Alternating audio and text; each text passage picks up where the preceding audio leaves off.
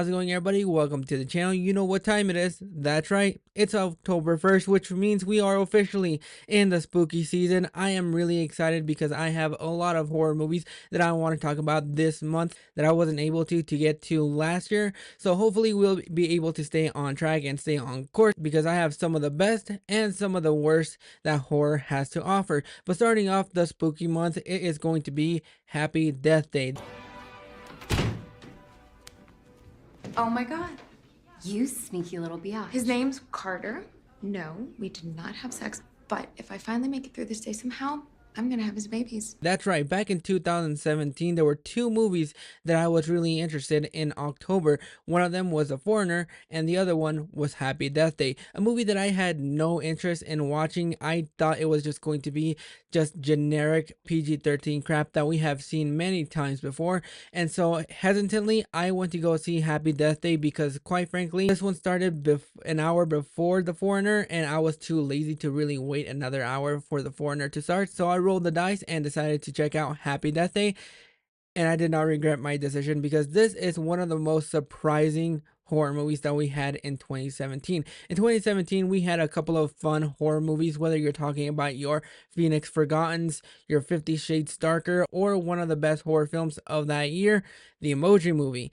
Happy Death Day was one of those movies that I had no interest in and came out pretty surprised by. But for those that don't know what Happy Death Day is all about, the film stars Jessica Rothe as Tree Gelman, a sorority girl that really doesn't give a shit about anything. That is until her birthday, when she finds out that a guy in a baby face mask is trying to kill her, only to find out that she is living in a time loop, and every single time that she gets killed, she relives the day over and over again. This is Christopher Landon's horror take on Groundhog Day. He went on to do Happy Death Day to You, and one of my personal favorites, Freaky, which was the horror version of Freaky Friday. The thing that really surprised me about this movie is really just how much fun this movie is, because it's nothing really groundbreaking or new.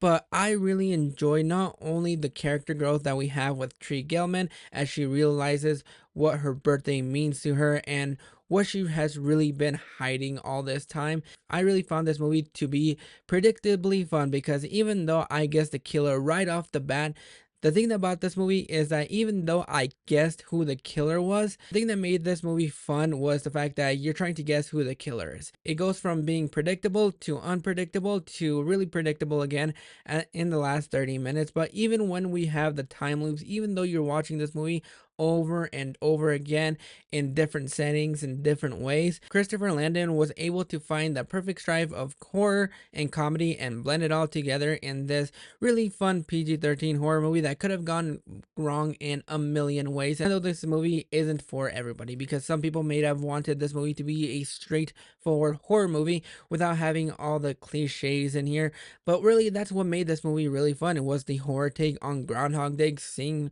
how she was going to get out of this time loop. It still had a lot of fun. I really enjoyed Jessica Rothman as Tree, even though she starts off as a little bitch that you don't really want to hang out around with. She starts to grow a little bit further as she begins her relationship with Carter, but seeing that relationship really pair off. Plus, I think the comedy in this movie was more hit than misses, because even though it has those cliched moments here and there, whether you're talking about the horror montage as she's trying to figure out who the killer is, trying to relive the day all over again, the core center of this movie is really about her trying to come to terms with her dad and her mom's passing. And that's really the most surprising thing about this movie, is the fact that I didn't expect this movie to have the heart that it actually has in that middle section, because even though you know exactly where the movie is going and you know exactly how this movie is going to end, it still tries to throw in some curveballs here and there that I really appreciated. And I think Christopher Landon did a really good job of sticking to what made this movie work, which was that perfect blend of horror and comedy that he went on to execute pretty well in Freaky and Happy Death Day to You. I think they were trying to do like a Back to the Future type of thing for Happy Death Day 3.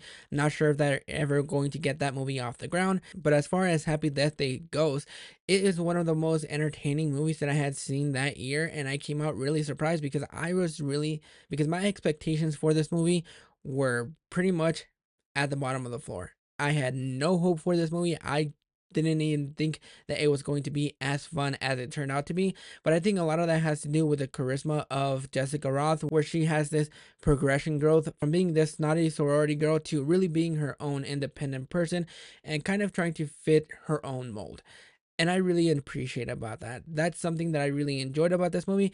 It's a lot of fun. I watch it every now and then. It's my guilty pleasure. I know a lot of people probably don't like this movie because they expected a straightforward horror movie, but instead they got a horror comedy instead.